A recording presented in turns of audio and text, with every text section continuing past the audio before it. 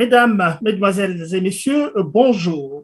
Soyez les bienvenus à Perspective et Prospective, le Congo, la Renaissance. Et vous êtes sur les antennes de TLR TV. Soyez les bienvenus. Aujourd'hui, nous parlerons de nouveau de l'éducation. Vous comprenez très bien l'importance que nous accordons à l'éducation. Et vous comprenez bien aussi l'essence de cette émission. C'est la perspective d'un Congo nouveau, d'une renaissance. Tout le monde est sans ignorer que tout ne marche pas au Congo-Brazzaville. Et donc, à cette émission, nous invitons toutes les personnes qui sont expertes dans leur domaine ou aussi dans d'autres domaines également et qui peuvent, n'est-ce pas, proposer des choses dans le cadre de ce Congo nouveau. Je suis Georges Gomard et aujourd'hui, nous avons le bonheur d'accueillir sur notre plateau un jeune Congolais qui est installé à Londres, Stéphane Kondamambou.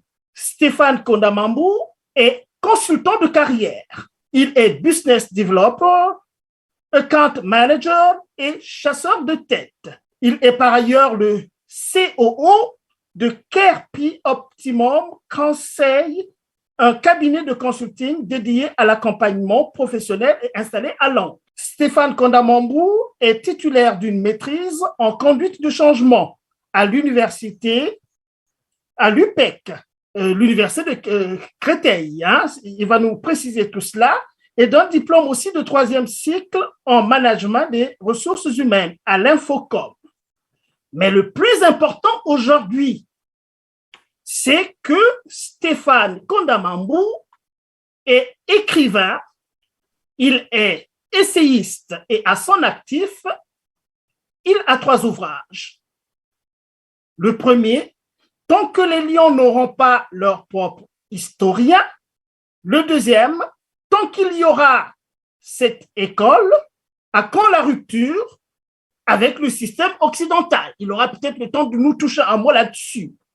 Et le tout dernier ouvrage, c'est Main basse sur les programmes de l'enseignement. Vous voyez très bien, comme il va pouvoir nous l'expliquer, l'enseignement est un concept beaucoup plus global qui ne se résume certainement pas au système scolaire. Il va nous le dire. Alors, sans plus tarder, accueillons Monsieur Stéphane Kondamambou. Bonjour, Monsieur Kondamambou. Bonjour, Monsieur Gomard. Merci de me recevoir, de m'avoir invité sur votre plateau, dans votre émission. C'est un plaisir de vous accueillir et merci d'être là. Voilà. Alors, je crois que la présentation que j'ai faite de vous, vous avez quelque chose à rajouter peut-être, non? Écoutez, juste des précisions, parce que comme vous l'avez indiqué, par rapport, je crois, à l'école, l'UPEC, c'est l'anciennement Paris 12, Université Paris-Est et Créteil. Elle fait comme, voilà, c'est une école qui est dans le nord de la France. S'agissant des ouvrages, donc effectivement, le premier que j'ai fait paraître, donc les lions n'auront pas leurs propres historiens, sous-titré pour une prise de conscience de la jeunesse africaine. C'est en quelle année ça, celui-là? Publié en 2014. Ok, 2014, en tout début d'année, je crois, si je ne dis pas de bêtises, en mars 2014. Donc très rapidement, c'est un ouvrage de lequel j'essaie de réfléchir notamment sur on va dire un peu les mécanismes qui maintiennent nos pays justement dans une certaine dépendance, une certaine domination justement à l'égard de systèmes qui peut ou qui justement arrivent à pouvoir nous empêcher de pouvoir agir en toute autonomie, on va dire, en toute souveraineté. Donc, vous parlez de quel système? À quel système faites-vous allusion? Là, vous laissez le coup, je ne suis pas dans le système éducatif justement. En fait, la réflexion de base, c'est de s'interroger en fait, comment se fait-il que des pays qui sont présentés comme étant potentiellement riches, au regard notamment de leurs ressources, sont dans, on va dire paradoxalement, les pays qui sont les plus pauvres en fait. Ce qui en soi est vrai, justement. Donc, pousser la réflexion, justement, dans ce sens-là, c'est de comprendre, en fait, c'est de chercher à comprendre, mais qu'est-ce qui finalement empêche ces pays, donc qui sont les nôtres, on parle dans le cas d'espèce du Congo-Brazzaville, qu'est-ce qui empêche justement ces pays, ou bien le Congo, dans le cas d'espèce, de pouvoir être de pouvoir être souverain et agir de manière autodéterminée pour définir lui-même sa politique de développement, sa politique économique, sa politique sociale, OK. financière, économique. Et Très donc, c'est bien. de comprendre justement, on va dire un peu tous les mécanismes, si on peut dire ça comme ça, au travers desquels, des fois sans se rendre compte, hein, parfois, nos pays sont justement maintenus dans la domination et l'exploitation, au Très profit bien. d'un système justement qui a été mis en place par d'autres pays, bien souvent, qui ne sont pas africains. Voilà. OK. Et donc, justement, pour faire le lien avec le second ouvrage, une fois justement poussé cette réflexion, pour justement réfléchir en termes de perspective, hein, ce qui résonne d'ailleurs avec l'émission, finalement, qu'est-ce qui peut être fait pour changer la donne, en fait? Mhm. Finalement, qu'est-ce qu'on doit faire pour changer la situation, notamment des pays? Justement, c'est là où, moi, en tout cas pour ma part, je suis de ceux qui pensent justement que le levier qu'il faille utiliser, sur lequel il faut agir, c'est le levier justement du système éducatif. D'où Mhm. le second ouvrage que j'ai fait paraître, alors si je ne dis pas de bêtises, la même année. Ah, la même année. Alors, vous avez On va beaucoup dire que travaillé j'étais la même on va année, dire que hein? j'étais très inspiré et beaucoup travaillé. Donc, tant qu'il aura cette école. Alors, tant qu'il aura cette école, en gros, si vous voulez, les deux premiers titres sont un peu comme un aveu. C'est-à-dire, en gros, tant qu'il aura cette école, il y a rien qui ne sera fait et qui nous permettrait de changer la donne.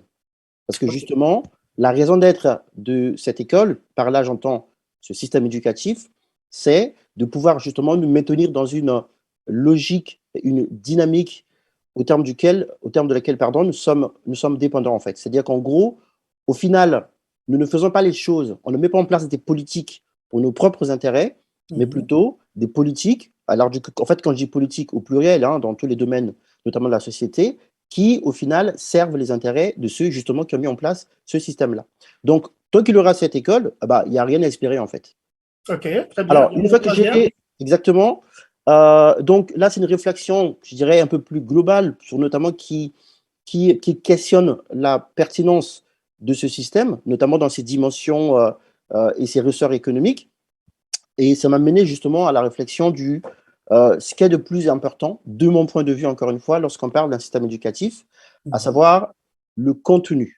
Donc, donc je fais paraître cet ouvrage en plein confinement, hein, pour le coup, OK. l'année dernière, 2020.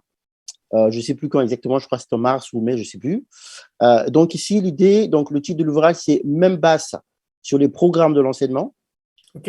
sous-titré L'enjeu des programmes de l'enseignement en Afrique francophone. Donc, on parle bien évidemment également du Congo aussi. Très bien. Voilà.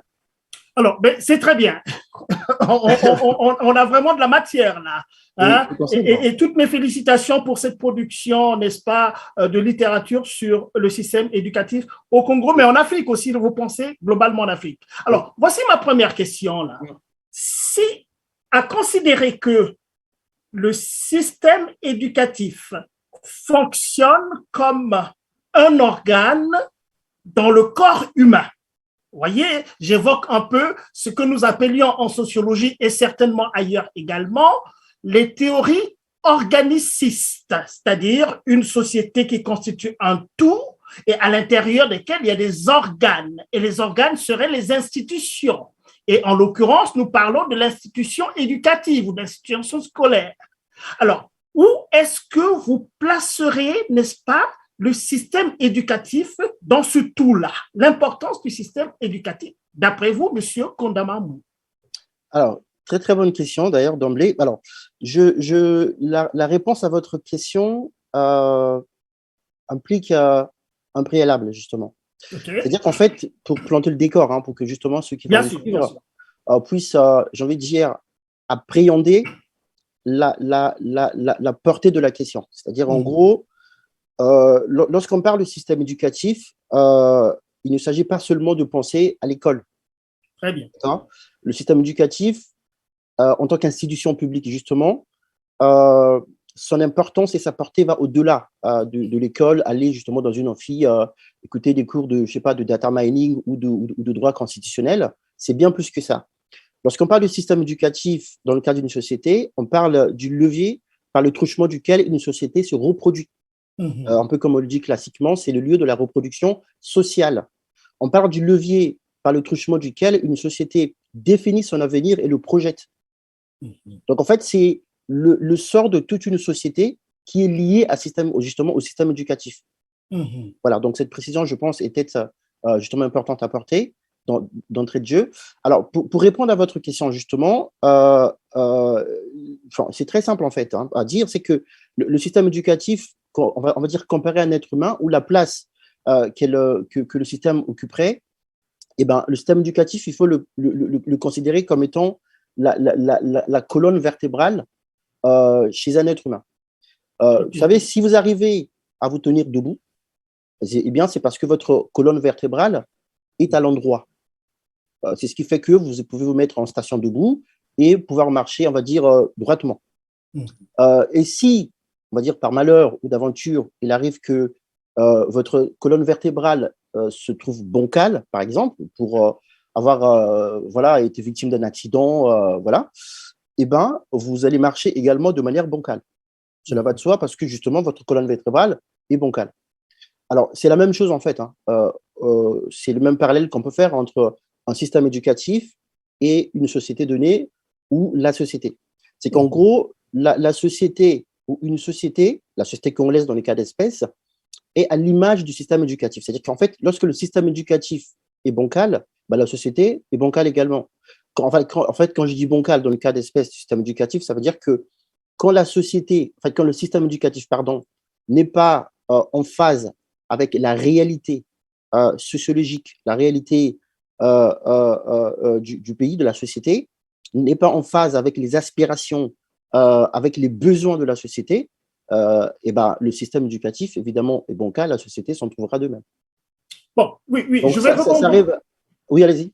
Oui, je vais rebondir là-dessus. Est-ce que vous êtes en train de dire que si le système éducatif au Congo-Brazzaville est bancal, je reprends vos termes, est-ce qu'il y a des facteurs qui sont, comment je peux dire ça, originels à cela?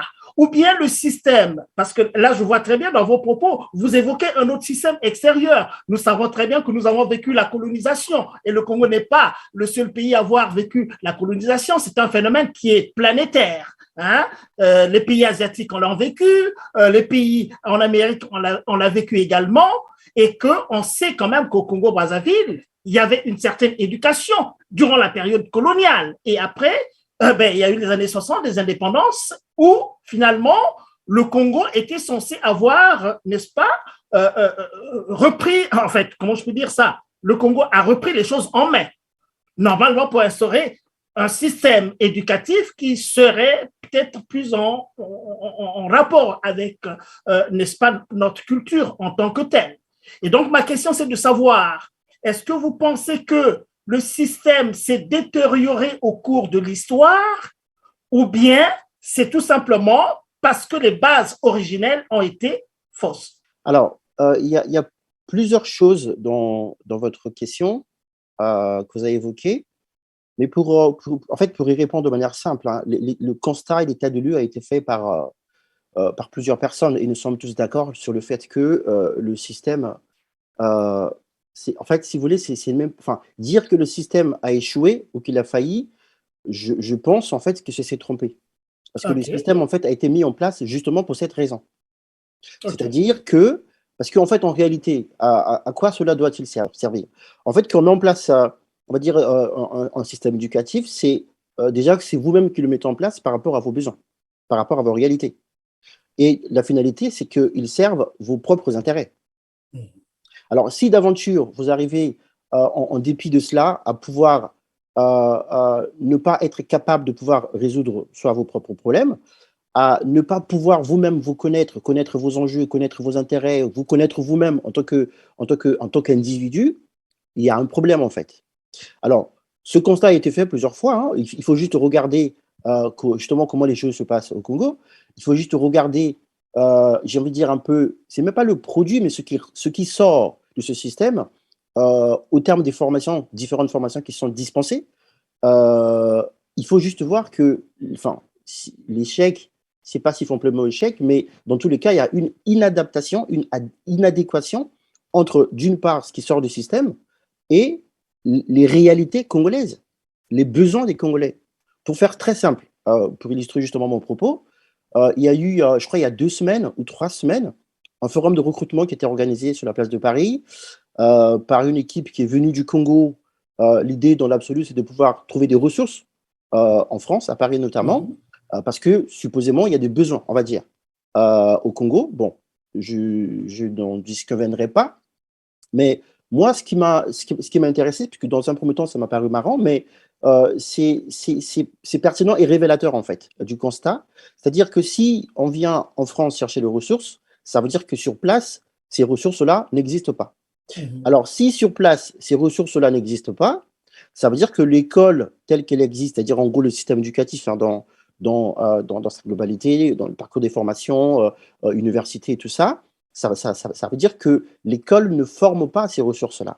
Et ça amène par ailleurs à questionner le contenu justement de ces parcours de formation. Vous voyez? Et donc, si on va chercher à l'extérieur les ressources dont on a besoin pour résoudre les problèmes, entre guillemets, de la société, ça veut dire que le système ne sert à rien. Ça veut dire que le système a failli. Parce qu'on va chercher ailleurs ce dont on a besoin, alors qu'on peut nous-mêmes le former pour peu qu'on prenne le temps et qu'on soit, on va dire, suffisamment pertinent dans la réflexion pour orienter différemment les contenus des formations. Parce qu'il faut rappeler également que c'est à l'école qu'on apprend à régler les problèmes de la société. C'est à l'école qu'on apprend à régler les problèmes de la société. En d'autres termes, en fait, un système éducatif qui ne vous forme pas, il ne vous prépare pas à régler les problèmes auxquels vous êtes confrontés, ne sert à rien. J'ai du mal à comprendre, Monsieur Kondamambou, quand vous dites que c'est à l'école qu'on apprend à régler les problèmes de la société. Mais là, quand vous le dites comme ça, j'ai bien peur que nous réduisions finalement toute la chose au système scolaire, alors que vous avez dit d'entrée que c'est plutôt une approche globale, que les problèmes de la société soient réglés à ce niveau beaucoup plus global aussi. Ah oui, oui. En fait, si vous voulez, c'est-à-dire, en fait, quand je dis c'est à l'école qu'on apprend à régler les problèmes de la société, ce que je veux dire par là, c'est quoi? Vous prenez un pays où il y a des problèmes d'eau, des problèmes d'électricité, des problèmes énergétiques, par exemple, des problèmes alimentaires, d'accord?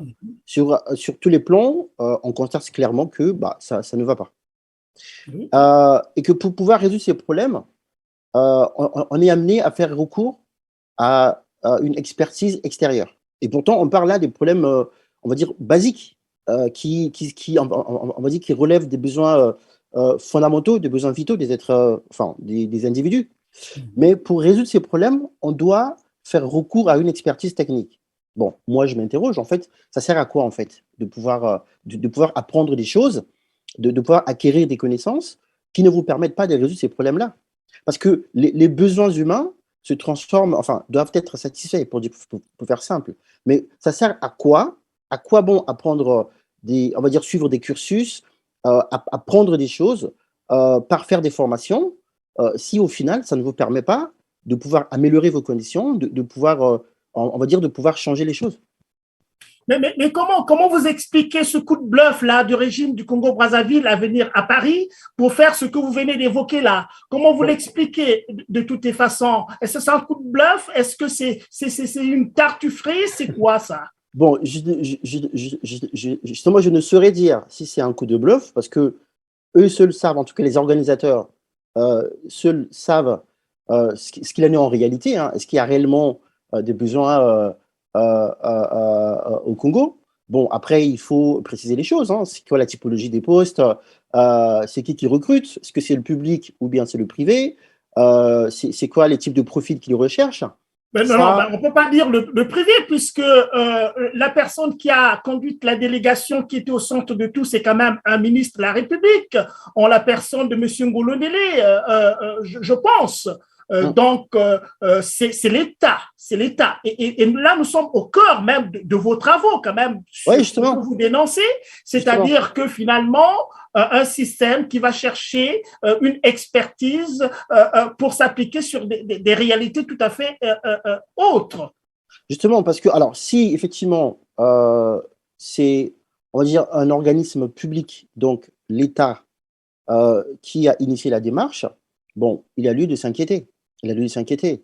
Après, bon, donc pour le coup, ça veut dire que c'est la fonction publique. Bon, du coup, la fonction publique, parce qu'en règle générale, la fonction publique, c'est par concours, hein, en règle générale, qu'on procède. Bon, encore une fois, il faut préciser, il faut spécifier les besoins. C'est quoi le profil qui est recherché? C'est quoi les opportunités, justement, en termes de postes, des opportunités de carrière qui sont offertes par l'État, dans le cas d'espèce? Pour quel ministère, pour le coup? Pour quel département? Pour quel service public? Justement, on a besoin on recherche ces profils-là. Et pour le coup, encore une fois, il y a lieu de s'inquiéter. Parce que ça voudrait dire, encore une fois, comme j'ai mentionné tout à l'heure, les différents parcours de formation qui existent sur place, l'école, donc, pour le coup, de manière absolue, bah, ils ne servent pas à grand-chose. Puisque si on doit être amené à aller chercher à l'extérieur, les ressources, justement, dont on a besoin, il y a lieu de pouvoir s'inquiéter. Et par conséquent, c'est l'occasion de tirer une sonnette d'alarme, pour le coup. Il est plus que temps de pouvoir réformer les choses. Oui, mais en voyant dans vos travaux, j'ai remarqué, vous utilisez des concepts, vous utilisez des termes comme la rupture. Hein. Vous Absolument. dites, vous parlez de la rupture. Comment est-ce que vous concevez cette rupture? Parce que si je vois très bien votre approche, qui n'est pas seulement la vôtre et beaucoup d'autres, le rapport avec la colonisation, de toutes les façons, est un élément essentiel pour comprendre un peu l'état du système aujourd'hui. Mhm. Bon, alors, ma question, c'est celle-ci. Regardons un peu le fonctionnement de nos sociétés aujourd'hui. Nos sociétés, depuis un certain temps d'ailleurs, la tradition d'envoyer des étudiants à l'extérieur et Mhm. revenir au pays. Mhm. Il y a la mondialisation. Aujourd'hui, plus aucun système ne fonctionne en autarcie. Et D'accord. puis le contact avec l'Occident à travers la colonisation. Et bien avant, on ne va pas repartir avant, mais ce n'est pas seulement le système éducatif, il y a d'autres domaines aussi qui marquent notre existence au quotidien au Congo-Brazzaville et Absolument. qui a bénéficié quand même des apports de l'extérieur. Alors, à quel niveau est-ce que vous situez cette rupture-là? Est-ce que vous pouvez bien nous expliquer un peu la rupture dont vous faites allusion pour essayer de bien recalibrer un système éducatif qui soit conforme, n'est-ce pas, à notre culture? Alors, la rupture, en fait, je la situe au niveau, on va dire un peu au niveau conceptuel, à la base. C'est-à-dire OK. que, vous savez, quand vous vivez avec une pensée euh, qui n'est pas la vôtre, en fait, vous ne Mhm. vivez pas. Parce que vous vivez avec une pensée qui n'est pas la vôtre. Sachant que c'est ce qui vous définit. Donc, je fais abstraction notamment de l'aspect identitaire, ce qui est le plus important déjà, c'est un être humain. Je rappelle par ailleurs que le plus important, ou effectivement la plus importante, si je puis dire, l'identité, euh, c'est ce qui fait un individu, pour ne pas dire un être humain. Donc, à partir du moment où, bon, cela va de soi, hein, j'ai suivi déjà, on va dire, un certain nombre d'entre nous, pour ne pas dire la plupart d'entre nous, ou sinon tous, euh, dans le cas d'espèce, nous réfléchissons en français, par exemple, Oui. alors que nous ne sommes pas français. Vous voyez? Stéphane, Monsieur Mais, Konamamou, allez-y. excusez-moi de vous couper parce Oui, que allez-y. c'est là où c'est Mhm. intéressant là. Oui, Nous avons reçu Monsieur Munkala Jean-Claude ici très et bien. vous m'avez Ouais. dit Mhm. hors antenne que vous avez suivi évidemment cette Ouais, émission-là. C'est avec là beaucoup où vous vous d'intérêt. croisez Avec parce que beaucoup Monsieur d'intérêt. Munkala adopte aussi la même approche qui est la vôtre, c'est-à-dire que finalement les choses, il faut aller les voir dès le début. Hein, là où il a mentionné que lui, par exemple, il ne sait pas réfléchir en congolais, il ne sait pas penser en congolais. Et c'est Mais là où si se vous trouve voulez, le problème. Et je pense exactement, avoir saisi aussi cette pensée dans c'est les propos que exactement, vous tenez ici. c'est exactement ça, parce que, euh, euh, encore une fois, bon, déjà, c'est pas le seul, hein, qui ne sait pas réfléchir en congolais. Euh, bon, je le dis à ma honte, entre guillemets, moi, je suis incapable de tenir cette émission de bout en bout en Kituba ou en Lingala. Je peux très bien, en tout cas sur les questions dont nous parlons, je suis incapable de le faire. Vous voyez? Mais enfin, en tout cas, pour revenir à la pertinence du propos, la rupture, elle est d'abord au niveau conceptuel. C'est-à-dire qu'en fait, Oui. il faut partir de soi, de d'ailleurs l'idée de renaissance, c'est-à-dire qu'en gros, c'est d'abord se doter, on va dire, d'outils conceptuels au regard desquels on va pouvoir se définir soi-même, non pas comme les autres euh, veulent que nous soyons ou comme les autres pensent que nous devrions être, mais nous définir soi-même en tant que Congolais, en tant qu'Africains de manière générale. D'accord. Et partant de là, justement, on définit notre, on va dire notre imaginaire, nos valeurs, enfin notre identité. Et c'est seulement après ça qu'on peut, puisque vous avez évoqué justement le fait que bah, l'Afrique, c'est pas une île, hein, il y a le monde, nous sommes dans un contexte mondialisé. C'est pas incompatible en fait. C'est pas Ah, incompatible. Le fait d'être soi-même, il y a des exemples qui sont légion. Il y a la Chine, il y a, chez les Asiatiques, il y a beaucoup d'exemples qui sont très, très parlants. Je vous prenais l'exemple même du Maroc, par exemple, qui a été, pendant un certain nombre d'années, on va dire, sous mandat français, d'accord? Mais qui, on va dire, un peu au terme du processus de l'indépendance, entre guillemets, la langue officielle, c'est l'arabe. Et quand le roi mhm. du Maroc va s'exprimer, notamment à l'ONU, il ne s'exprime pas en français. Il s'exprime en arabe, qui est sa langue, ce qui n'est pas le cas du Congo, par exemple. La langue officielle, à ce que je sache, c'est le français. Et lorsque le dirigeant du pays va s'exprimer à l'ONU, il s'exprime en français. Vous voyez? Donc, justement, dans un cas, il y a une sorte de rupture qui a été effectivement amorcée, et dans un cas qui n'a pas été amorcée. Donc, la rupture dans le cas du système, c'est d'abord, elle est conceptuelle. Elle est au niveau de la pensée. Parce que tant que nous penserons, en fait, tant que nous penserons le monde, tant que nous nous penserons à travers, on va dire un peu le modèle qui nous a été légué, les choses ne seraient marcher, on ne saurait redevenir nous-mêmes. Parce que nous nous pensons à travers justement à travers l'autre.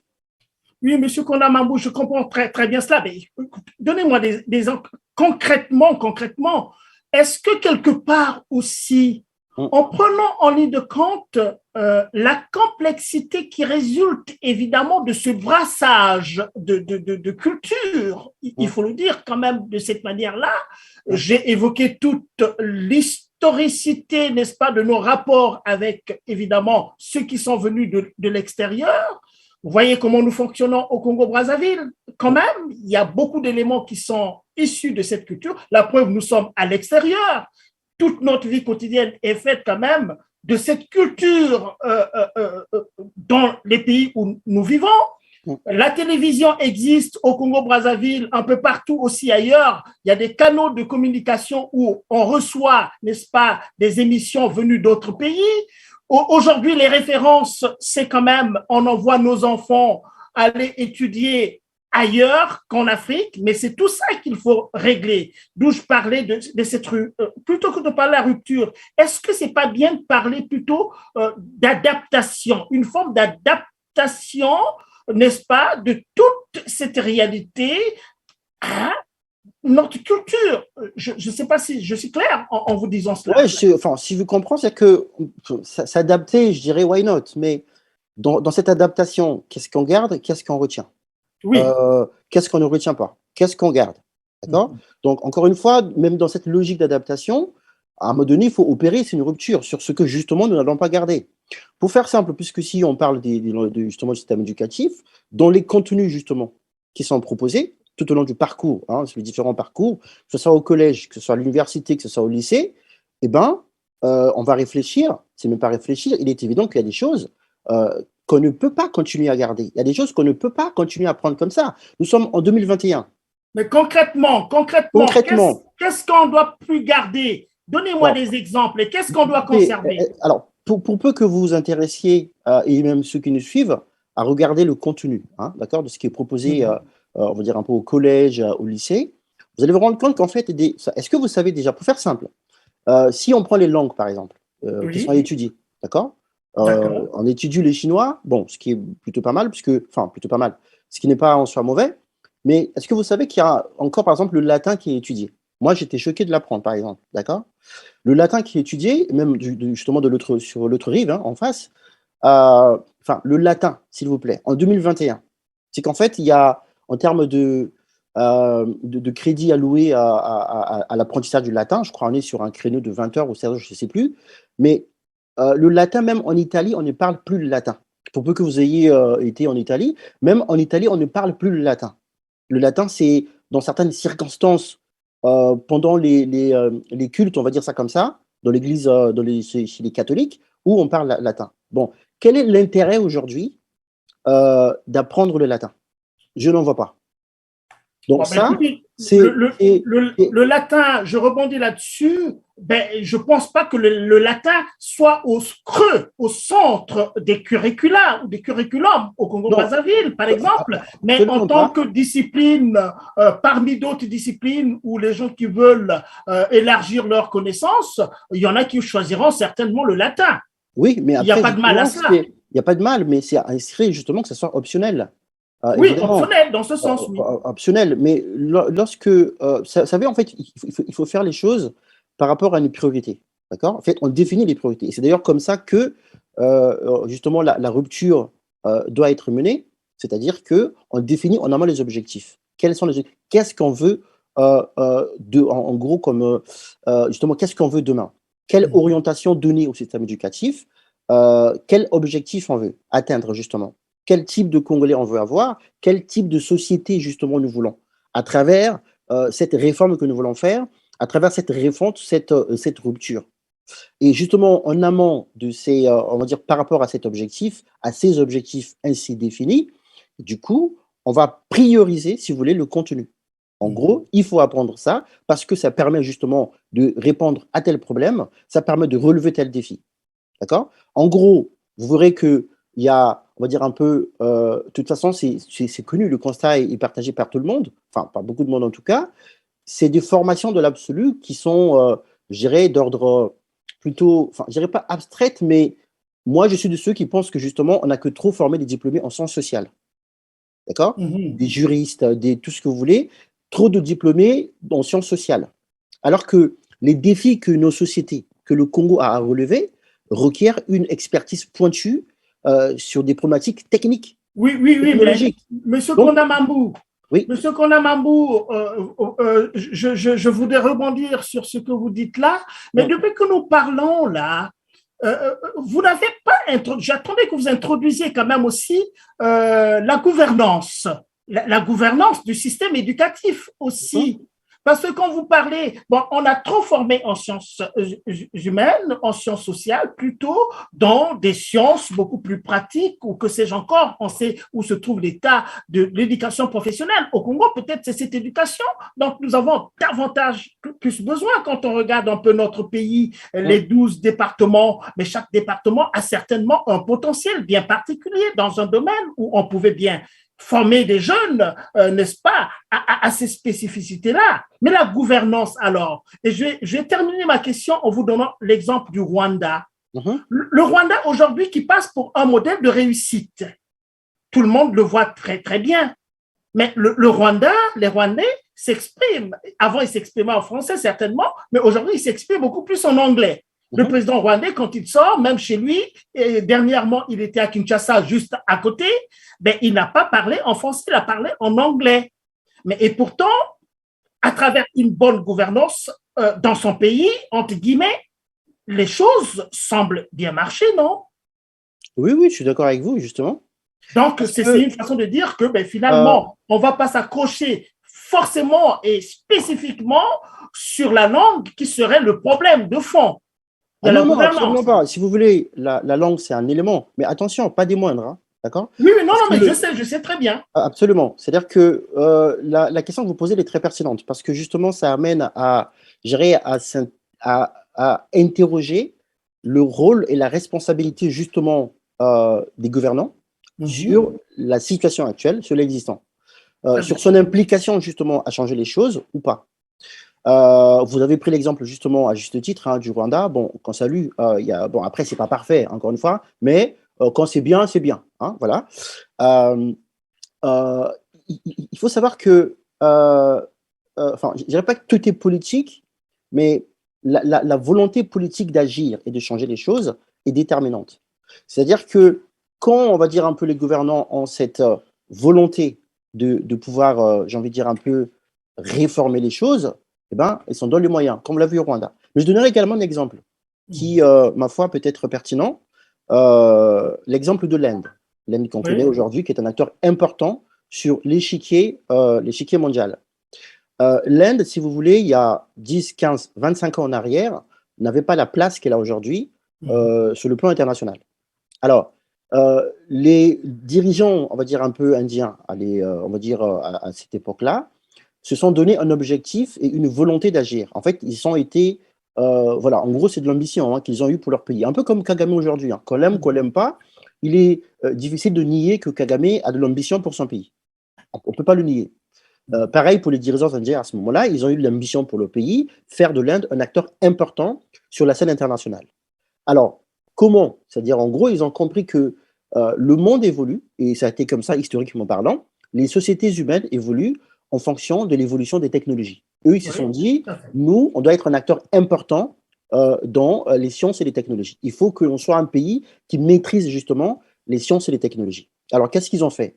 Cet objectif-là, ils l'ont confié, si vous voulez, enfin, l'atteinte et la réalisation de cet objectif, ils l'ont confié au système éducatif.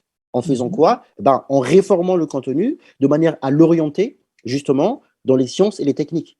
Aujourd'hui, moi, je suis en Angleterre, enfin, en tout cas, dans l'écosystème où je travaille, si j'ai rencontré 10 Indiens, 9 sont dans les domaines de la technologie. 9. Et pourquoi d'ailleurs? Parce que l'Inde aujourd'hui, c'est le premier prestataire informatique au monde. L'Inde aujourd'hui forme plus d'ingénieurs que les États-Unis et l'Europe de l'Ouest. Mais ça ne s'est pas fait grâce à une opération du Saint-Esprit. Ça s'est fait grâce à la volonté des dirigeants, parce qu'ils avaient la volonté justement de réformer les choses et de donner une autre orientation au système éducatif et par ricochet à la société indienne. Oui, Monsieur Konamambou, je suis très content enfin, de vous entendre dire, ben, vous comprenez qu'en Inde, ils parlent l'anglais là-bas également. Certainement qu'ils parlent leur langue également. Oui. Mais je vais rajouter pour faire du pouce à ce que vous dites. Moi, j'ai passé 4 de mes années dans la région de San Francisco où j'ai côtoyé beaucoup d'Indiens. J'ai côtoyé beaucoup d'Indiens et où j'ai compris, et ils l'ont expliqué également, que beaucoup sont dans la Silicon Valley, vous savez, c'est dans la région, absolument, en Californie, ouais, à San Jose, et ils m'ont dit ceci, que le gouvernement indien leur a fait un grand boulevard, c'est-à-dire que les Indiens qui étaient aux États-Unis dans des domaines pointus et notamment dans le domaine des nouvelles technologies, l'information, la communication, et ils ont fait un boulevard pour inciter ces Indiens à rentrer au pays et à, n'est-ce pas, à entreprendre au pays. Et ce boulevard a fait que beaucoup d'Indiens sont rentrés, n'est-ce pas, pour dynamiser, n'est-ce pas, ce secteur de l'activité économique chez eux. Voilà, je voulais vous donner cet élément-là pour faire du pouce à ce que vous venez de dire, en prenant l'exemple de l'Inde. C'est très pertinent ce que vous dites, parce que ça montre justement la place et encore une fois, le rôle que doivent jouer les pouvoirs publics sur cette question. Parce qu'aujourd'hui, vous savez, il y a, encore une fois, ça peut faire un parallèle à ce qu'on a dit tout à l'heure, sur le fait d'être venu à Paris chercher les ressources, mais des Congolais qui ont une expertise pointue dans des domaines variés, il y en a à peu près partout dans le monde, et dans beaucoup de domaines, mais qui ne se voient pas rentrer au pays. Parce que, bon, ils estiment que les conditions ne sont pas réunies. Bon, ça, c'est notre débat.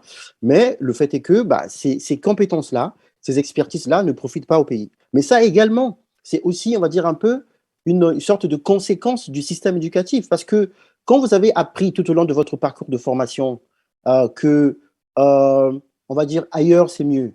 Ailleurs, la pensée, c'est eux. Les mathématiques, ça a été inventé par les Grecs, par exemple. Quand vous avez appris que la pensée, un peu comme vous caricaturez Senghor, la pensée est hélène et la raison est nègre, eh ben, vous idéalisez, parfois sans vous en rendre compte, hein, vous idéalisez, on va dire, l'Occident, entre guillemets, et vous nourrissez, on va dire, un peu une sorte de allez, si je pousse un peu loin, c'est le mépris à l'égard de votre propre culture, de votre propre pays.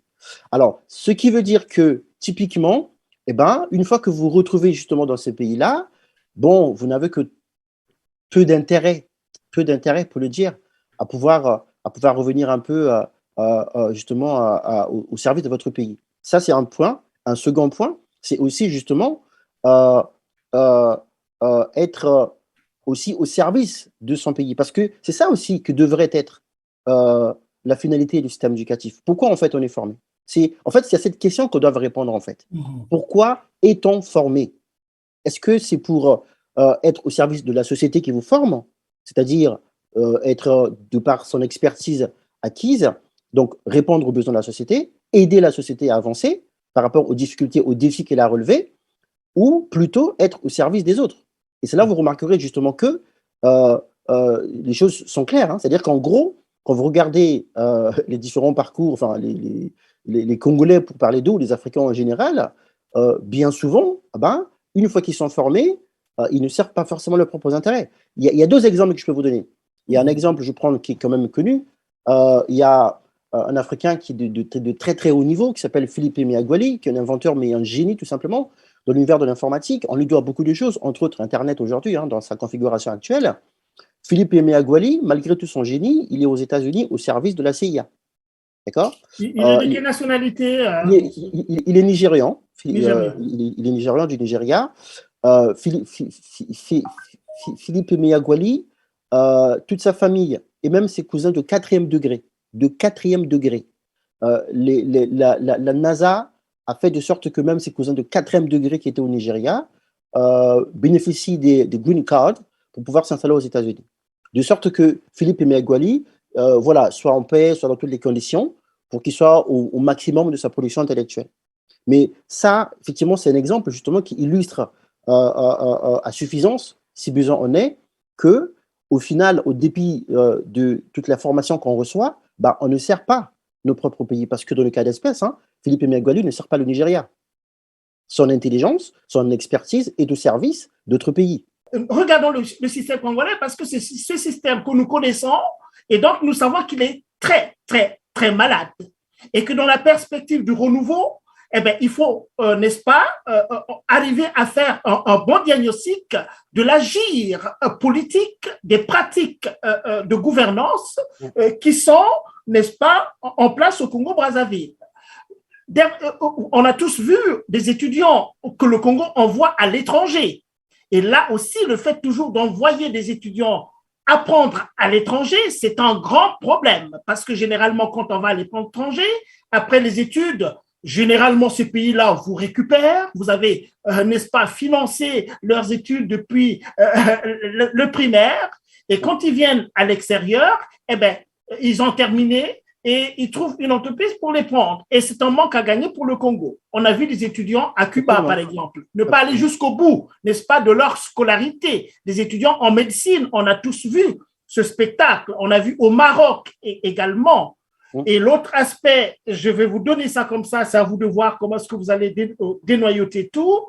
Au Congo-Brazzaville, dans le cas de la médecine, on a construit un gros hôpital. On construit de gros hôpitaux, mais sans penser à la ressource humaine. Sans penser à la ressource humaine. C'est-à-dire, on va construire des grosses bâtisses, on va construire des usines sans se rassurer que ces structures seront animées par une expertise en tant que telle. Vous voyez à peu près ce que je veux dire. Si vous voulez, en fait, c'est là où je pense, hein, qu'on se trompe, c'est de penser en fait que le développement, c'est les choses. Gros, voilà. Les infrastructures. Mais en fait, c'est pas ça. Vous savez, c'est comme si je vous offrais, bon, j'ai pas encore les moyens, mais c'est comme si je vous offrais une Rolls-Royce Phantom, d'accord, qui coûte, voilà, ce qu'elle coûte, alors que vous n'avez pas de permis de conduire, mais surtout, vous ne savez pas conduire. À quoi ça sert? Rien, en fait. C'est qu'en fait, le développement, c'est les gens. C'est d'abord les gens. En fait, c'est les gens qu'on développe. C'est-à-dire parce que la première ressource, on va dire, d'une société, d'un pays, c'est les ressources humaines. Moi, je vous en parle, moi j'ai un diplôme, je suis formé dans le domaine. C'est que c'est le capital humain qu'on développe. Capital humain, ouais. C'est qu'en gros, quand vous construisez des hôpitaux, en amont, la réflexion, c'est d'abord, mais cet hôpital servira à quoi? À quoi? Très bien. Comment sera-t-elle opérationnelle? Par qui sera-t-elle opérationnelle? Comment piloter, on va dire, cet hôpital? Comment piloter la performance de l'hôpital? C'est que tout ça, ça revient au capital humain. En gros, justement, les gens qui seront qui vont faire vivre cet hôpital. C'est-à-dire, en gros, les médecins, les infirmiers, voilà. Mais donc, en amont, ce qu'il aurait fallu faire, ou bien en parallèle, c'est de former, justement. Bon, vous me direz que ça a été fait, on a envoyé des gens se former, mais encore une fois, la pertinence de la question, c'est de dire que, attention, le développement, ce n'est pas les choses. Le développement, c'est les êtres humains. Vous construisez les routes, c'est bien, mais il faut que les gens apprennent à s'en servir. Bien enchanté de cette réponse-là, quand vous dites que le développement, ce n'est pas forcément les choses. C'est pas forcément les choses.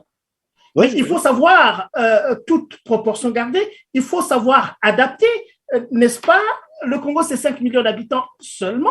Seulement, oui, je suis d'accord. Et les gens semblent être engagés dans cette démarche de construction des grosses choses. Ça, c'est la caractéristique du Congo-Brazzaville. Et on sait très bien qu'aussi, ce sont dans ces grandes choses que les gens s'adonnent à une certaine criminalité financière, avec les fausses factures, avec les surfacturations, et ainsi de suite. Et on a du mal à construire l'être humain un peu dans la perspective qui est la vôtre, à moins que je me trompe en le disant. C'est là où on va faire ressortir une question de, je dirais, parce que tout est question de choix, en fait, au final. Quand vous dirigez un pays, on dirige vous prenez des décisions en fonction des choix et en amont des objectifs que vous avez définis. Pour vous donner une réponse, on va dire une approche personnelle, moi, je reconnais un bon dirigeant par deux choses. Son investissement dans l'éducation et son investissement dans la santé. C'est un peu comme un père de famille, pour peu qu'il soit responsable, on va dire.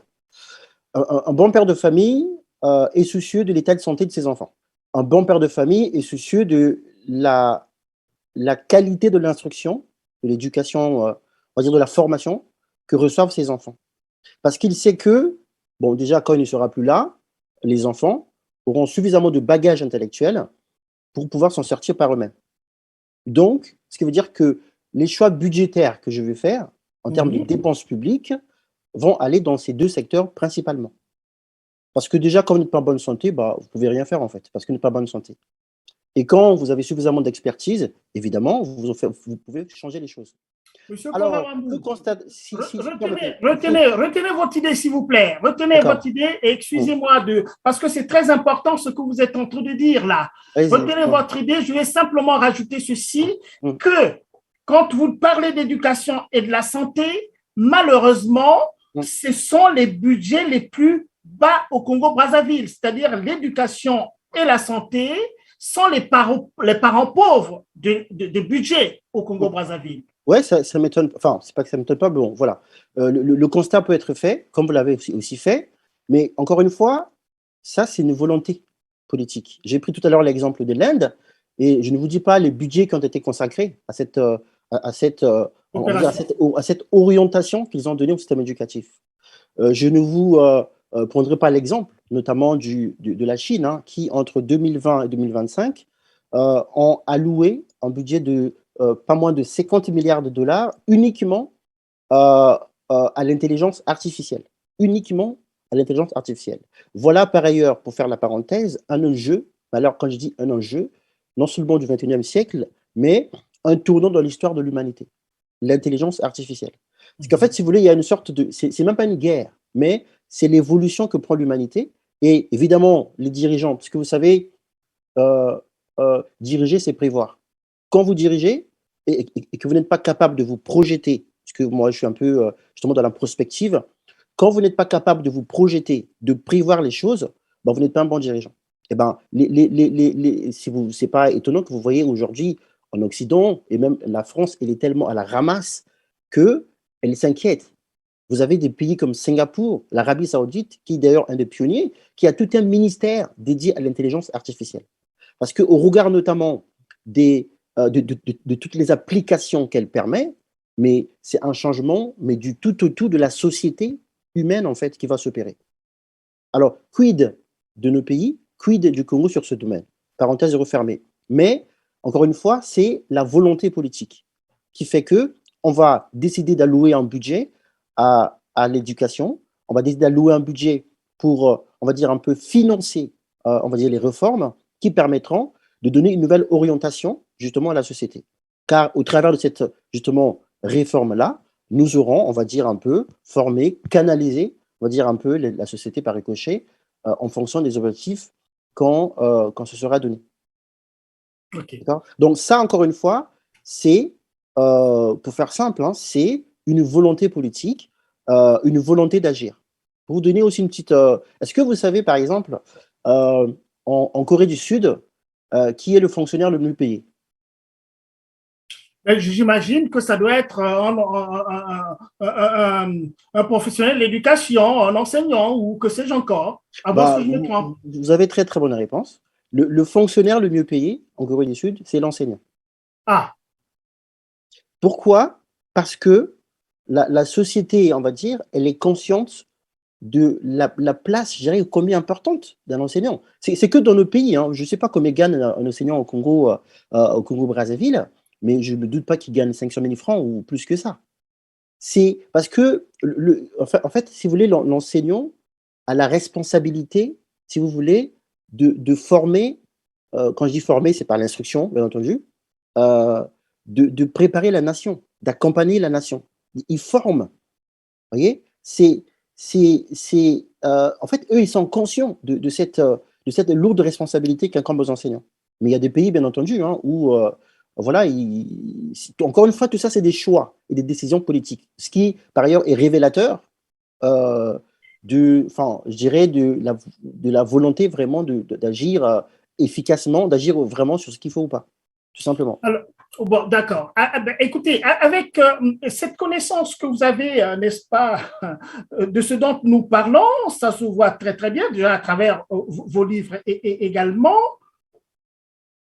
Est-ce qu'on dirait finalement que pour le cas du Congo-Brazzaville, il y a une volonté tout à fait manifeste des gouvernants de détruire le système éducatif?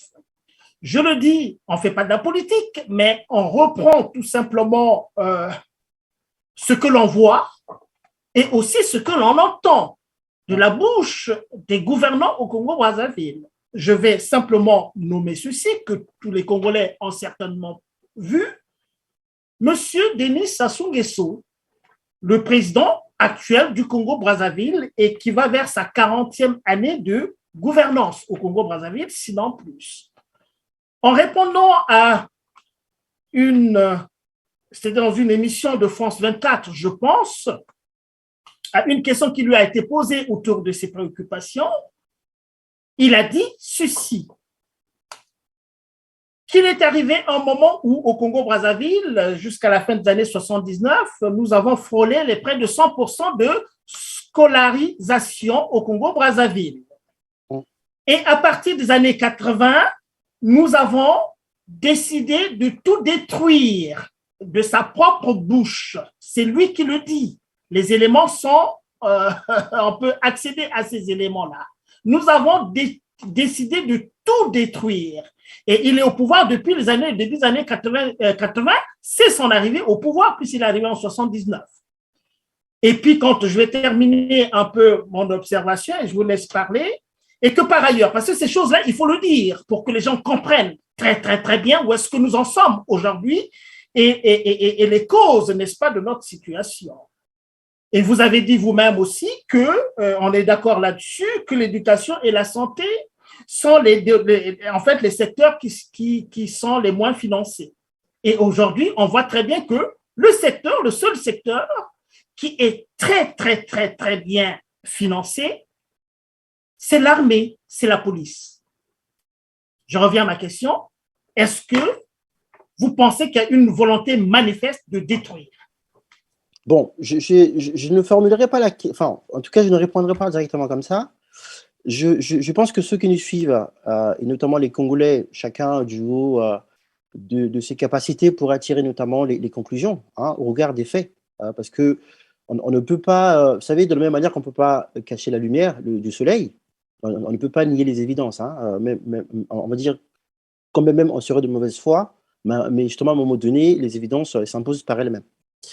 Moi, je constate simplement que quand on a la volonté d'agir, vous savez, de la même manière qu'on dit qu'on reconnaît un arbre par ses fruits, les décisions qu'on prend, les actes qu'on pose, la manière, dans le cas d'espèce, quand vous dirigez, on va dire, un État, la manière dont vous allouez les fonds publics est révélateur de ce que vous considérez comme étant prioritaire. Donc, si dans le cas d'espèce, il y a, on va dire, le budget alloué notamment au système éducatif dans sa globalité, s'en retrouve être le parent pauvre du budget de l'État, bon, les gens peuvent en tirer des conclusions. Mais Si, attendez, comme vous dites, non, monsieur si, si, Konamambou, s'il vous plaît, s'il oui, vous plaît. oui, Vous savez, dans cette émission-là, on veut, si nous appelons des personnes qui sont expertes dans leur domaine et qui savent bien les choses, il faut le dire maintenant. Les Congolais, dans la situation où on les a plongés, n'ont peut-être pas forcément le temps d'aller pousser la réflexion jusque-là. On aimerait quand même que des spécialistes, des gens qui comprennent, qui ont étudié les choses, nous disent les choses comme ça se présente. Si on essaie d'éviter de dire des choses, on voit bien que la chose est là, on ne veut pas le dire, eh bien, on restera toujours là. Je non, mais pense en fait, que… si vous voulez, Oui. je comprends très bien ce que vous voulez dire, mais enfin, je ne dirais pas que c'est évident, mais si vous dépensez plus d'argent pour vous armer, par exemple, bon, contre quel danger, je m'interroge. Si vous dépensez plus d'argent pour vous armer et que vous ne dépensez rien pour vous soigner ou pour éduquer, qu'est-ce que ça va… Justement, ça c'est clair, en fait, que pour vous, soigner et éduquer, ce n'est pas important.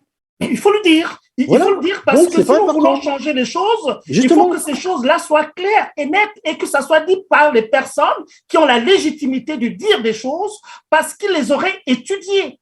Parce que pour connaître quelque chose, il y a la connaissance du sens commun que tout le monde peut formuler, n'est-ce pas, quelque chose face à quelque chose que l'on voit, mais il y a la connaissance beaucoup plus systématisée qui est le résultat d'une procédure, d'une méthodologie mise en route, d'un questionnement sur la chose et d'une méthodologie mise en route pour aboutir à des analyses et à des conclusions.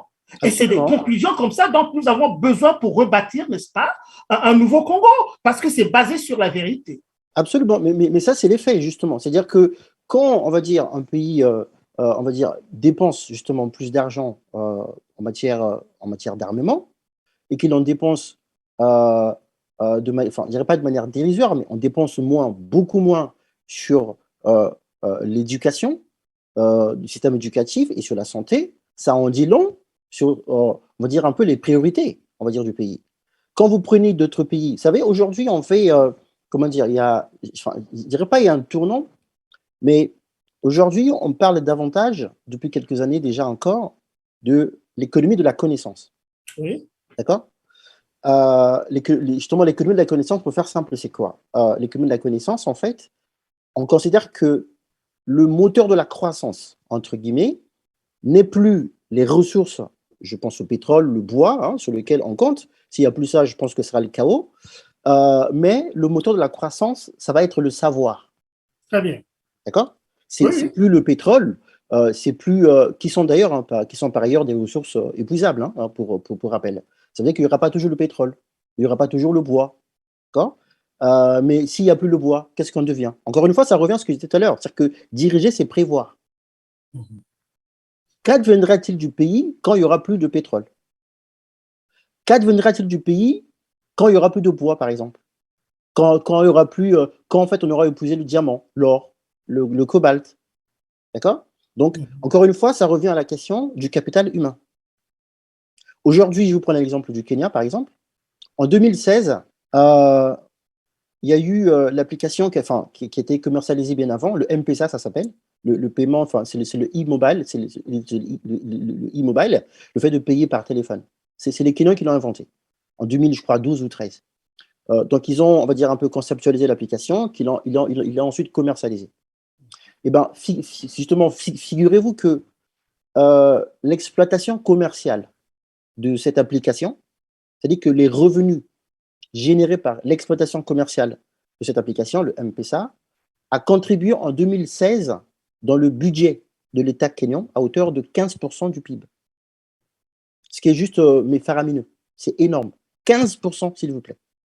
C'est une application. En gros, c'est des développeurs qui ont imaginé l'application, mais en fait, puisque le taux de bancarisation est très très faible et que les gens doivent effectivement s'envoyer de l'argent, échanger, si on conçoit justement une application qui le permette.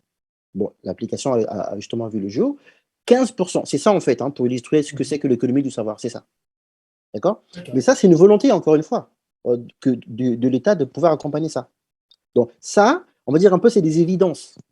C'est des évidences que pour vous, le plus important, c'est vous armer, encore une fois, contre qui, on ne sait pas. Bon, peut-être que c'est pour préserver, on va dire, un peu le système, hein, voilà. Mais, encore une fois, en fait, quand on a la volonté de changer les choses, on pose des actes qui le montrent. Mais à partir du moment où les actes, c'est-à-dire à travers la manière dont on dépense l'argent public, ne le montrent pas, ça veut dire qu'il n'y a pas la volonté de pouvoir changer les choses. Je pense que ça, c'est les faits. On ne peut pas les nier. D'accord, mais très bien. Bon, on va aller vers la fin de notre échange. Mais aussi, si vous me permettez, oui, bien sûr. La question est aussi révélateur quelque part de la responsabilité, d'accord, qui incombe, on va dire, aux élites, entre guillemets, c'est un terme avec lequel j'ai beaucoup de difficultés, l'élite intellectuelle, les élites en fait, parce que souvent aussi on a cette facilité de tout le temps braquer les armes sur la France. Bon, dans le cas d'espèce, hein, parce qu'on parle du Congo, oui, la France, voilà, vous savez, les liens coloniaux, pour dire ça comme ça. Mais on ne peut pas continuer à tout le temps braquer les armes contre la France. Hein. C'est non, c'est pas possible. Donc nous avons nous-mêmes notre part de responsabilité. En 2021, on ne peut pas continuer à accuser à la France. Ça veut dire que tout à l'heure, j'évoquais l'exemple que j'ai pris, c'est des choix qu'on fait. Parce que, on va dire, l'argent, le budget est là. Mais pourquoi vous priorisez, on va dire, un secteur ou un poste budgétaire qui ne permet pas de pouvoir, on va dire, améliorer les conditions de vie des sociétés, ce qui est quand même par ailleurs la première mission d'un État.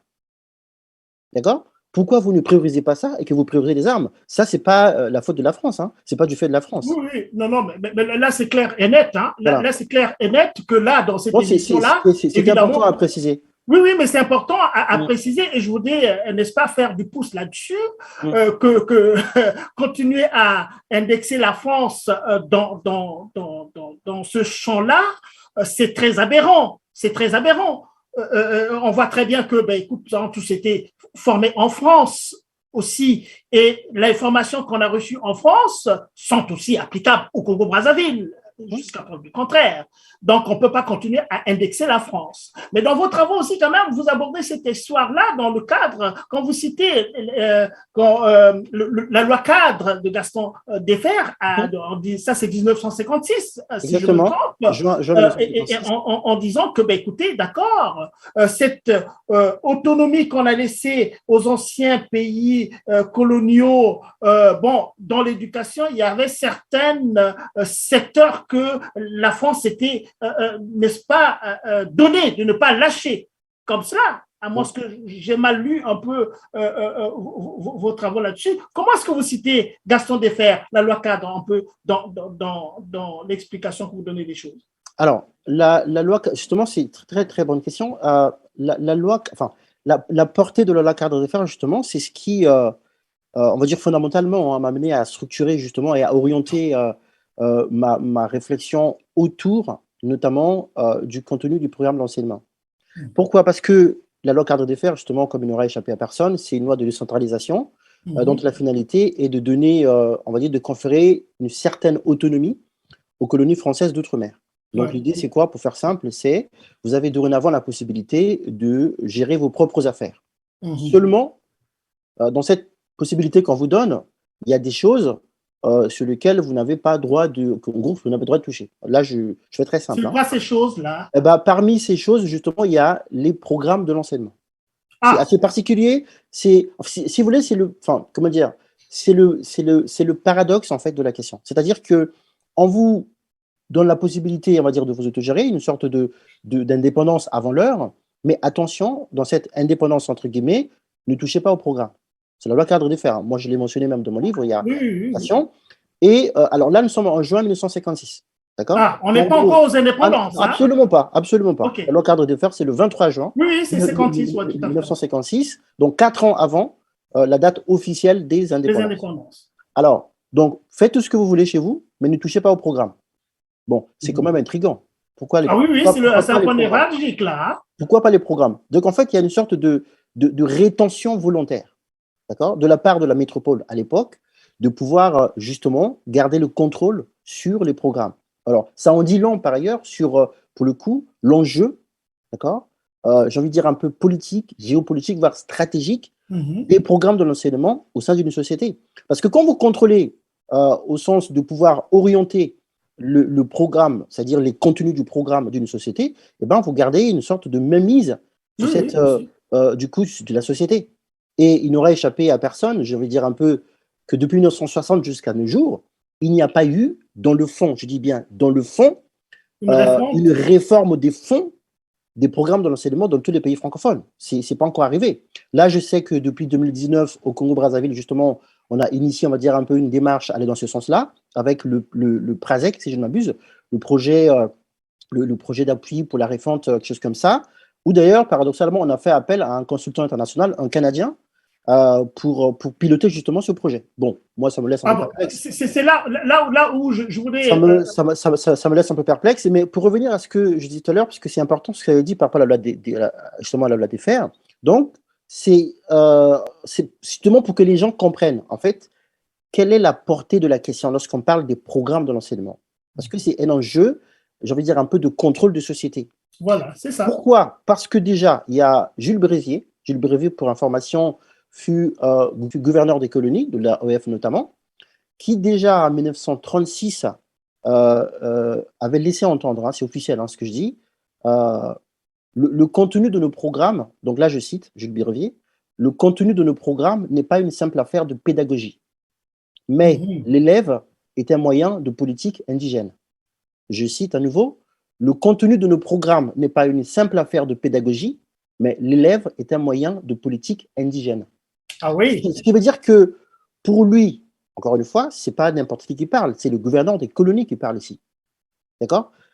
Il ne s'agit pas seulement d'éduquer ou de former les Africains pour les former, mais il y a une finalité pour laquelle ils sont formés.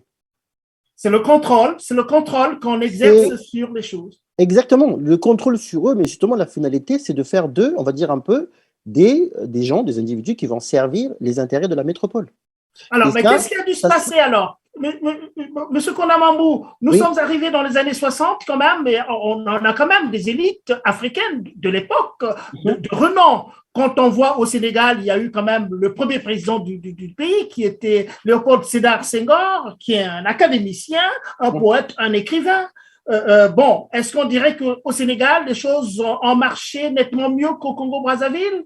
Mais au Congo-Brazzaville, on a eu quand même un nombre extraordinaire de grands écrivains que j'ai pas envie de citer parce qu'on les connaît tous, qui sont passés par là.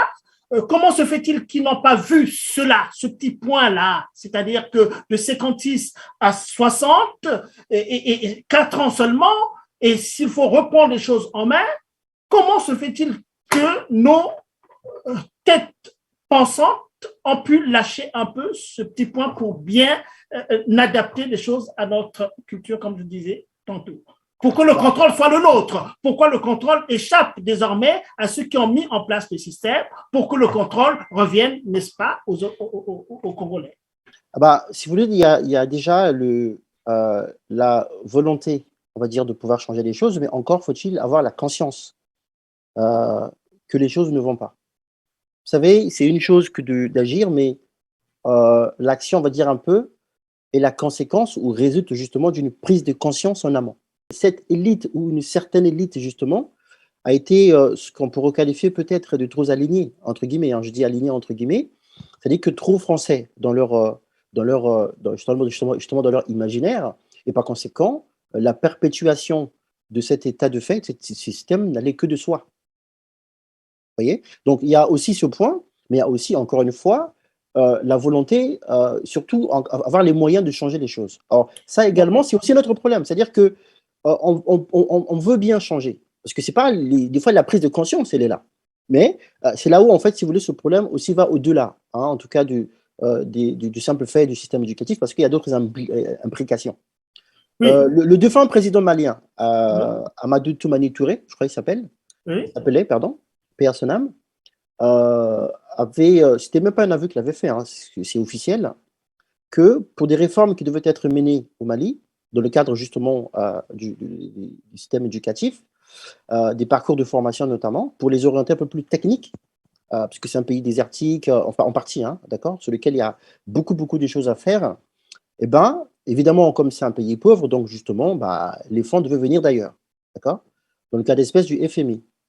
Mais ce que les gens aussi souvent nous oublient, c'est que les prêts du FMI sont consentis avec des conditionnalités. Oui, bien sûr. Et justement, parmi ces conditionnalités, évidemment, enfin, évidemment, comme l'a laissé entendre M. Enfin, ATT, comme on le disait, c'était que vous n'investissiez pas dans l'éducation, vous n'investissiez pas dans la santé. C'est-à-dire, en gros, on vous aide, mais encore une fois, ne mettez pas les fonds, enfin, en tout cas, n'investissez pas les fonds dans l'éducation et de la santé. Ce qui, bien que ce qui existait, on va dire un peu comme, enfin, le tissu d'institutions, on va dire un peu de formation qui existait à l'époque, a fini par un peu se déstructurer, parce que faute de moyens, justement, à pouvoir y consacrer, pour payer les enseignants, pour mobiliser des comités, justement, des commissions chargées de réformer, pour faire des états généraux, bah, les choses se sont déstructurées. Donc, OK. il y a aussi cette, quand bien même il y aurait eu la volonté de faire les choses, parce qu'on a pris conscience qu'il fallait donner une autre orientation, mais les gens n'avaient pas les moyens de faire ça. D'accord. Je vous dis ça, encore une fois, il y a eu en 1979, début des années 80, la même logique initiée à Congo-Kinshasa, où on a initié une réforme justement sur les langues et je crois la philosophie, par exemple. Réforme commencée, officialisée, mais il y a eu, ce que dit c'est officiel, hein, voilà, Oui, avec oui, oui, bien sûr. l'intervention de l'OIF, par exemple, la francophonie, la réforme a été rangée dans les tiroirs. D'accord. Alors, on va vers la fin. Je vais vous donner cette ultime, poser cette ultime question. Mm. Monsieur Kondamambou, Oui. vous avez écrit ce que vous avez écrit, des 3 ouvrages, évidemment, autour de l'éducation. Imaginez que vous êtes président de la République du Congo-Brazzaville. Je ne veux pas dire ministre de l'Éducation, je vais aller plus loin pour montrer que vous avez tout le pouvoir. Mm. Alors, que feriez-vous pour changer les choses, puisque vous êtes dans vos travaux, c'est la perspective, la prospective aussi. C'est la perspective, Absolument. je l'ai bien senti. Et Absolument. je sais pas, c'est la même chose autour de cette émission. On ne s'est pas concerté, n'est-ce pas, pour que vous donniez une orientation à vos travaux et que pour que nous, à TLR TV, nous prenions, n'est-ce pas, cette orientation également. Donc, ça s'articule parfaitement. Mm. Et nous sommes arrivés au constat que le système est complètement à terre. Il faut un nouveau Congo. Et le titre que vous m'avez proposé pour cette émission, c'est le système éducatif, un levier pour un nouveau Congo. Que feriez-vous et qu'attendrez-vous des 100 premiers jours de votre gouvernance sur les problèmes liés à l'éducation? Je ne dis pas seulement au système scolaire, mais au système éducatif globalement aussi. Alors, ce que moi je ferais, parmi j'irais même les 3 principales mesures que je vais prendre, c'est un décret, donc présidentiel pour le coup, avec application immédiate, portant sur la réforme des contenus. La réforme des contenus. Ouais. D'accord. Donc ça, c'est parmi on va dire un peu les mesures, parce que l'enjeu, c'est quoi? C'est que si je suis président, c'est que j'ai la responsabilité on va dire, non seulement de piloter, de diriger le pays, mais je fixe un cap. Un cap. C'est ça, diriger. Diriger, c'est prévoir. D'accord? C'est que la question que je me pose, quel est le Congo que je veux? Quel est le Congo qu'on veut? Comment faire advenir un Congo nouveau? Comment faire advenir un Congolais nouveau? Je dis Congolais nouveau parce que c'est aussi important en fait. Oui. Tout à l'heure, vous avez évoqué un régime, enfin le régime qui est en place. Hein. Quand le régime a commencé, moi qui vous parle, j'étais pas né. D'accord? Oui. Et justement, on va dire un peu je dirais pas la longévité, mais les années de ce régime, d'une certaine manière, qu'on le veuille ou pas, ont affecté, pour ne pas dire aliéné, on va dire le Congolais. D'accord? Aujourd'hui, c'est un constat triste. Il y a des gens qui meurent dans les hôpitaux parce que lorsque vous allez à l'hôpital, vous rendez à l'hôpital pour faire soigner, on vous réclame d'abord de payer. Et des fois, on vous laisse mourir parce que vous n'avez pas payé. Et pourtant, nous avons affaire aux médecins qui ont été formés pour faire le travail. Qu'ils aient été payés ou qu'ils soient payés correctement ou pas, ça c'est notre débat. Mais qu'on laisse mourir un individu qui est nécessiteux de soins médicaux parce qu'il ne vous a pas, on va dire un peu versé des pots de vin, il se pose un problème de valeur. Voyez? Donc, c'est tout ça qu'il faut restaurer les valeurs au niveau de l'homme congolais, restaurer l'homme congolais. Donc, les questions que je me pose, en fait, les décisions que je prenne par rapport à ça partent de là. Voilà, ça c'est le premier point, hein, le décret de l'ordre. Ah oui, exactement. Donc, on va dire sur le besoin de quel Congo je veux demain, quel est le type de Congolais que je veux demain par rapport à la manière en parallèle dont le monde évolue. Donc, le premier décret que je prends, enfin, pas le premier, mais en tout cas parmi les décrets prioritaires, c'est un décret portant sur la réforme des programmes de l'enseignement. Et dans la foulée, l'idée, effectivement, c'est de pouvoir pour canaliser la question justement dont on parle ici, de l'éducation, l'enseignement, je ne pense pas qu'il existe au Congo un code national de l'éducation. D'accord? Donc, il faut justement que les parlementaires, pour le coup, qui sont les représentants du peuple par ailleurs, donc il faut, du coup, donner mandat au Parlement, d'accord, de légiférer sur un code national de l'éducation. Donc, là, l'idée, c'est quoi? C'est de pouvoir, on va dire, codifier, si je puis dire, notre vision et notre politique éducative. Parce que ce qui se passe en réalité, c'est quoi? C'est que c'est ceux qui nous financent sur les questions de l'éducation qui, en fait, nous donnent des orientations, pour ne pas dire qu'ils font prévaloir leur vision de l'éducation, de ce que devrait être nos systèmes éducatifs, notre système éducatif. Et ça, normalement, bon, ça ne devrait pas se passer comme ça. Donc, l'idée, c'est ça. Donc, élaboration d'un code national de l'éducation, d'accord? Et puis, la mise en place, parmi les mesures urgentes, d'accord, d'une commission permanente chargée de réviser les programmes de l'enseignement. Très bien. Je dis permanente, pourquoi? Parce que la société évolue, le monde évolue. Donc, il faut effectivement adapter les contenus par rapport à l'évolution de la société, par rapport à l'évolution du monde. J'ai mentionné tout à l'heure la question très importante de l'intelligence artificielle. J'ai mentionné le fait que, en Arabie Saoudite, par exemple, il y a tout un ministère qui est dédié à ça. D'accord? Donc, puisque c'est un jeu aujourd'hui qui va révolutionner, je dis bien révolutionner le monde dans son fonctionnement, justement, quand on est justement un dirigeant qui est dans la prospective, on ne peut pas justement, pour faire simple, rester sans rien faire. Non, c'est qu'en fait, on agit en conséquence. Donc, on se prépare déjà, puisque c'est une révolution, vous voyez.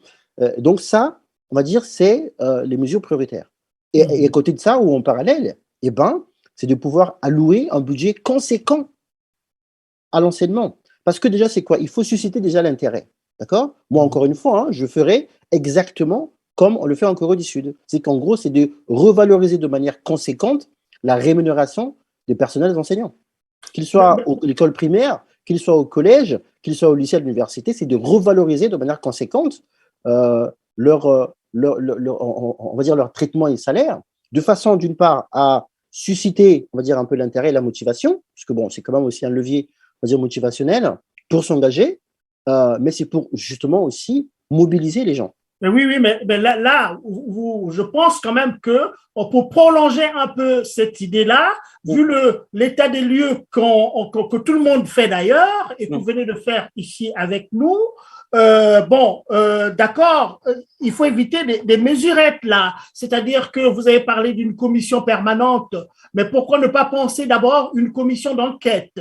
Une commission d'enquête qui va travailler sur un temps bien calibré, bien millimétré, et qui va impliquer tout le monde, puisque, comme vous avez parlé, la notion de la colonne vertébrale elle est bien accueillie, et puis aussi de ne pas réduire le système au système scolaire, bien évidemment, mais à étendre à toute la population, c'est-à-dire une commission d'enquête généralement est dotée des moyens conséquents, des moyens conséquents pour travailler avec les experts qui sont experts dans leur domaine, mais pas seulement les experts, mais aussi des populations, des groupes sociaux qui ont un intérêt pour l'éducation. Et Alors, après une commission d'enquête où, évidemment, on va organiser des forums dans toute la République et ainsi de suite, écouter les gens qui ont fait fonctionner le système durant un temps, à qui on va interroger sur la façon dont les choses ont été menées. Et après une telle commission d'enquête, écrire un rapport et des recommandations par la suite.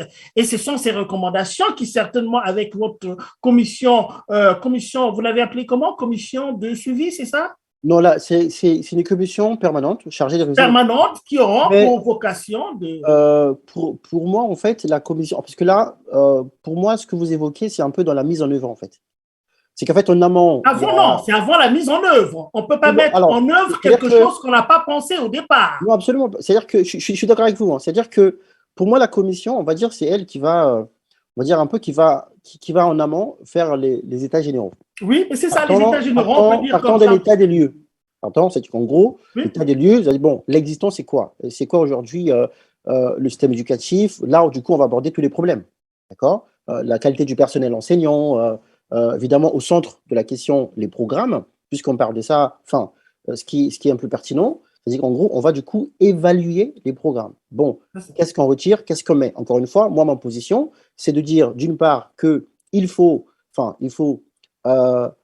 donner justement une autre orientation à ces programmes, c'est-à-dire en gros pour être plus en phase avec non seulement les défis que la société congolaise doit relever, mais surtout fondamentalement avec ses besoins, c'est-à-dire ses besoins en termes notamment alimentaires, en termes énergétiques, c'est-à-dire je pense à l'eau, à l'électricité, en termes d'infrastructure.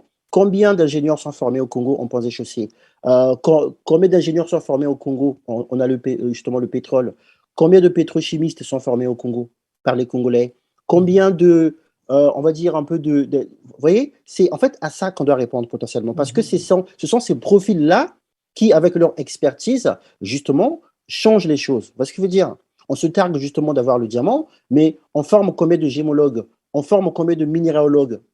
Je ne sais pas, moi je n'ai pas les chiffres, mais justement, je m'interroge. Or, c'est ça le problème, justement. Vous voyez? Et donc, en fait, c'est sur ça qu'il faut plancher. Et c'est comme ça, en fait, qu'on va devoir orienter justement les formations à travers justement leur contenu. Parce que c'est encore une fois, au terme de ça, qu'on arrive à pouvoir, par nous-mêmes, résoudre le problème. Est-ce que vous avez vu, vous, évidemment, bon, le monde est ce qu'il est aujourd'hui, il y a la mondialisation, donc évidemment, on ne peut pas se faire l'économie de nous inspirer des autres ou de prendre ce qui marche chez les autres, mais il est bon que par nous-mêmes, en tout cas, évidemment avec l'aide, si besoin en est, des autres, de pouvoir, on va dire un peu, mettre en place une telle organisation, de sorte à ne pas dépendre justement des autres, parce qu'autrement, on va se retrouver encore une fois à perpétuer ce qui ne marche pas. Vous voyez ce que je veux dire? Et ça, c'est aussi une forme de folie, parce que c'est, on va dire, continuer à faire les mêmes choses et s'attendre à des résultats différents, c'est pas autre chose que de la folie. Donc, c'est veut dire que cette commission, certains aboutissements, mais en amont, évidemment, elle est précédée des états généraux auxquels, encore une fois, on va associer, évidemment, toutes les parties prenantes à la question. Ça va au-delà des intervenants, des chercheurs, des enseignants. Et moi, je suis même de ceux qui pensent justement qu'il faut associer à cette démarche ce qu'on qualifie de praticiens. Parce que c'est des gens qui ont un savoir. Attention, parce que c'est des gens qui ont des connaissances qui sont, en gros, je ne dirais pas qu'ils sont utiles, mais c'est des gens qui ont un savoir-faire, parce que justement, ce savoir-faire n'est pas dans un cadre formel, entre guillemets, officiel, qu'ils sont, je dirais, un peu considérés comme des parents pauvres ou moins que rien. Mais quand je dis tradipraticiens, hein, voilà, c'est des gens qui, on va dire justement, un savoir dans le domaine médical, par exemple, d'accord, de la phytothérapie. C'est des gens qui ont une expertise qui arrive justement à pouvoir à pouvoir résoudre des problèmes de la société. Très bien. Vous voyez? Parce que moi, je pense même que dans les hôpitaux, à côté je sais pas moi, du gynécologue, il faudrait qu'il y ait des départements des tradipraticiens dans les hôpitaux. Parce que l'hôpital, c'est les lieux où on va se faire soigner. Se faire soigner, c'est le corps et l'âme en même temps. Mais il y a aujourd'hui des maladies, c'est connu, hein, que la médecine, on va dire, officielle occidentale, justement, qu'elle n'arrive pas à guérir. Mais les tradipraticiens arrivent à la guérir. Donc, c'est pas, bref, c'était juste dans le cadre notamment de ce qui peut être fait. Je disais ça. OK. Ben voilà, merci beaucoup, Monsieur Stéphane Kondamambou, Je vous en prie. d'avoir accepté notre invitation et nous sommes bien contents de la densité, la profondeur, la pertinence de votre propos. Notre antenne vous est ouverte. Vous avez évoqué M. Moukala qui est passé déjà à notre antenne. Je pense quand même que nous ferons, si vous êtes d'accord, bien évidemment, Absolument. nous pourrons contacter M. Moukala pour avancer, n'est-ce pas, sur les propositions qui sont Absolument, dans la sorties réflexion. d'un côté comme de l'autre, parce que plus que jamais, les Congolais, d'une manière générale, ont besoin d'un renouveau au Congo-Brazzaville pour repartir de la table rase et inventer, n'est-ce pas, un nouveau système qui soit suffisamment acclimaté, c'est-à-dire que les valeurs culturelles de chez nous doivent être très marquantes dans le nouveau système que nous voudrons pour le Congo-Brazzaville. Et cela, ce n'est pas pour mettre de côté les influences que nous recevons de l'extérieur. Bien au contraire, on l'a dit aussi que nous sommes dans une société mondialisée et que donc aucune société ne vit en autarcie. Donc voilà. Alors, il nous reste simplement à remercier nos téléspectateurs, nos internautes qui ont le bonheur, n'est-ce pas, de nous suivre et qui nous le rendent très bien. Et nous nous retrouvons donc dans une semaine pour une autre émission de Perspective et Prospective. Une fois de plus, merci, Monsieur Stéphane Kondamambou. C'est moi qui vous remercie de m'avoir invité.